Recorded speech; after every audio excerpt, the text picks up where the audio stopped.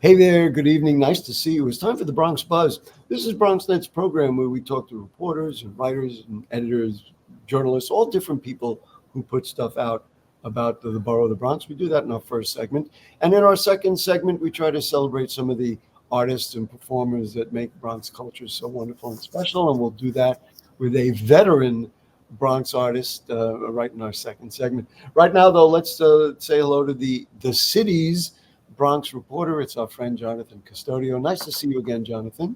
Thanks for having me again. Hope you're staying cool this very hot summer.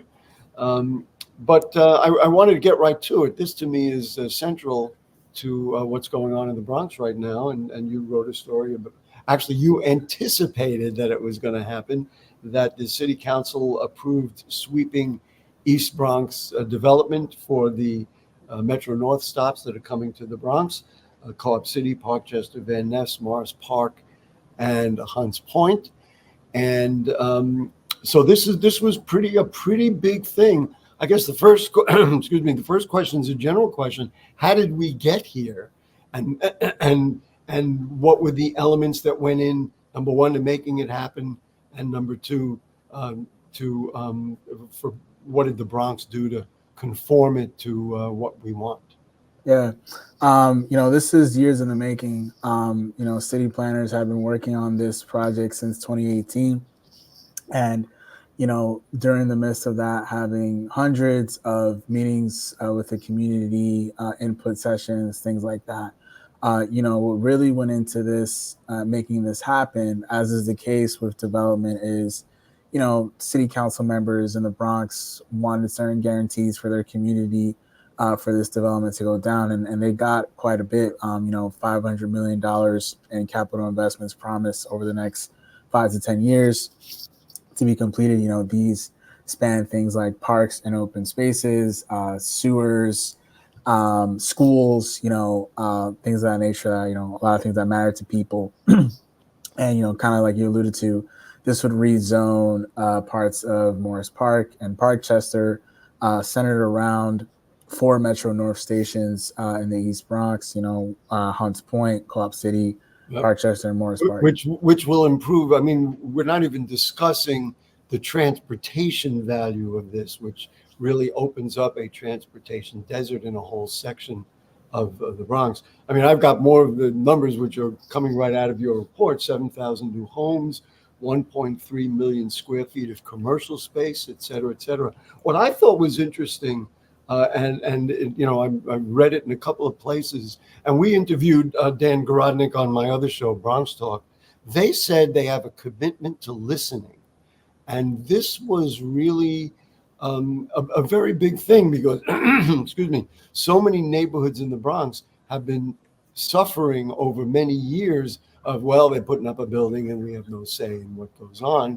And in this case, they said, okay, here's what we want. Everybody wants the improved transportation, but now let's really conform it to what people want. And they really did. I think they really did listen. Now, is everybody going to be happy? Probably not. But so that's what my thought is. What's your kind of evaluation of this in the landscape of Bronx development and of city development in the Bronx? I think it was done well, as good as could be expected.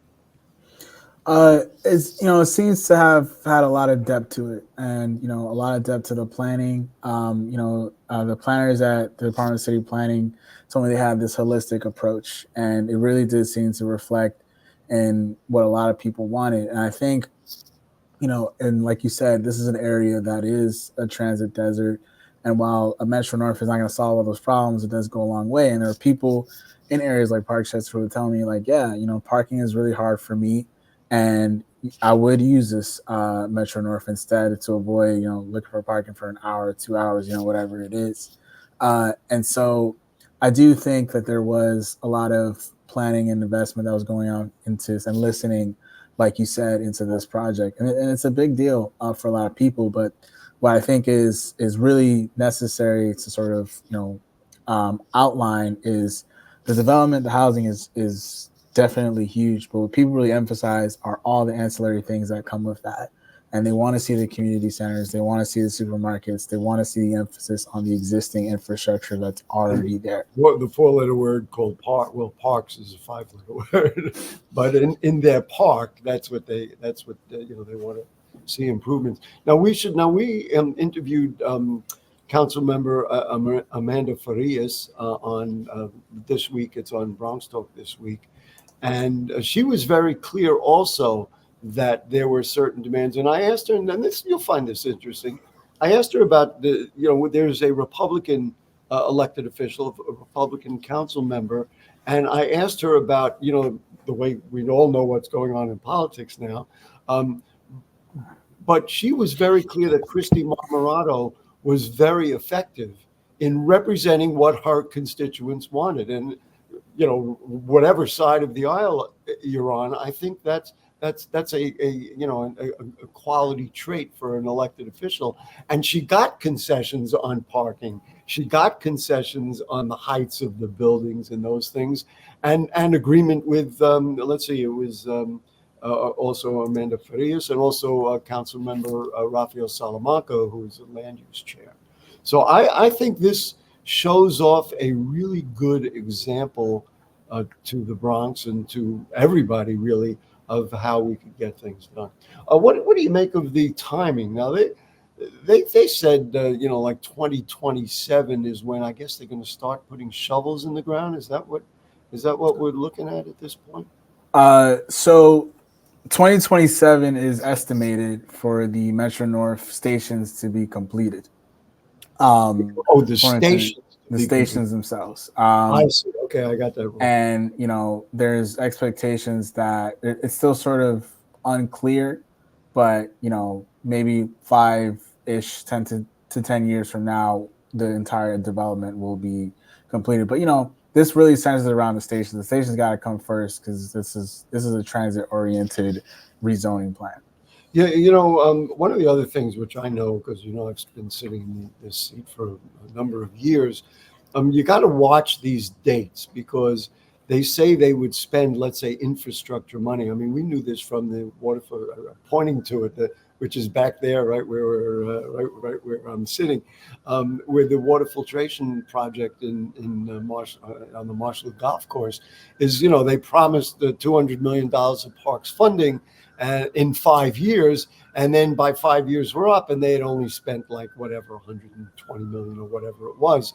And so this is where you hope, especially when the city administration changes, if in fact Mayor Adams is not reelected, the next mayor has got to be as enthusiastic about this plan as this previous mayor. So, I mean, I'm just saying that it'll be interesting to watch how well, the EDC and all the others who are involved, make this thing happen. Right. And it's always something to consider with projects like these. What's the insurance policy to ensure that these things get done? What gets addressed and constructed first is always something to watch as this goes forward. You wrote another article which I really was fascinated by, and I was fascinated by the title of it. So Anderson has it. It said, "Local opposition grows against the project to transform the Cross Bronx Expressway." Now, we all know that there has been a large effort to cap the Cross Bronx and kind of turn around some of the devastation it's caused to our Bronx neighborhoods. We all know what's going on, and stop the fumes from coming up from cars and destroying Bronx lungs and all that stuff. And that's been a pretty big project. When I read that, I thought it was that project that somebody was against, but I was like, who's against that? But it's not. There's apparently another effort by the governor to do something else with the Cross Bronx. So if you could explain it, I think people would be very interested to know what that is. Yeah, so this is a state project to repair 5 bridges that go over the Cross Bronx Expressway, and currently under construction. As part of that effort, they would build what they call a multimodal connector roadway. Which a multimodal connector roadway. Yeah, that's how they're calling it. which would, give drivers somewhere to, use while the bridges are being constructed. But that would be permanent, and it would essentially, become additional roadways that could be used for buses or private vehicles, bikes, and pedestrian lanes alongside the highway. And so for advocates, who have been presented this idea, a couple times since January, it functions essentially as an extension of the Cross Bronx Expressway. And, this kind of goes in opposed to in the face of what they're working on. Right. Listen, I don't quite know enough about it, because reading your article was the first one I had read about it. But one would think, if you were going to do something with the Cross Bronx, especially use Congressman Richie Torres as an example, he's been intimately involved in this project. Wouldn't you think that the governor would then say, Congressman, let's conform what I think we ought to do with what you guys are planning, so that there's not a conflict? This was just a surprise to me. Now, is this going to happen, or is this still in planning stages? Where is this thing? This is still in the design stage, which I believe the state is hoping to wrap up soon. But part of the quickness of it is that, there's money that they're trying to use from this fiscal year. So, they want to be able to use that as soon as possible. So this is moving very quickly, which has been a concern for some advocates who want to see more community input. They said that as one of their major concerns here. Yeah, we have seen this over and over and over again in the borough of the Bronx. Stuff is done well. We got to get it done quick, so we just started digging. I mean, in my neighborhood, there's an example. Again, I'm pointing. In my neighborhood, there's an example of that going on right now. We got about a minute. Got anything else you want to tip us off? What's coming up? What you're working on? Not quite yet. Not allowed to do that yet. Not quite yet. But very soon we'll have some stuff coming out. I still got a couple of seconds. You love working in the Bronx, doing this in the Bronx, don't you? For sure. Why? I mean, the Bronx is where I'm from. I think no other borough kind of has the character that we have, the personality that we have, and just sort of, there's just so much authenticity, and I just love going around and experiencing different neighborhoods and talking to different people, and it's just, Jonathan, when you say those things, you speak in my language. This is why. I mean, it's like every dialogue, everywhere we go, every neighborhood I look at, it's always something happening. And we would be not where we want to be if we didn't have you. And people at the city, thank you so much. These were two really important issues, and you helped clarify them and make it happen. So thank you so much, Jonathan Custodio, the Bronx reporter for The City. Go to thecity.org and check out everything that he writes, and all the other folks there who do such a great job. Thank you so much for joining us. Thank you so much for having me. Really appreciate it. Great. We'll take a short break, and then a longtime friend of mine who's an artist in the Bronx will be on.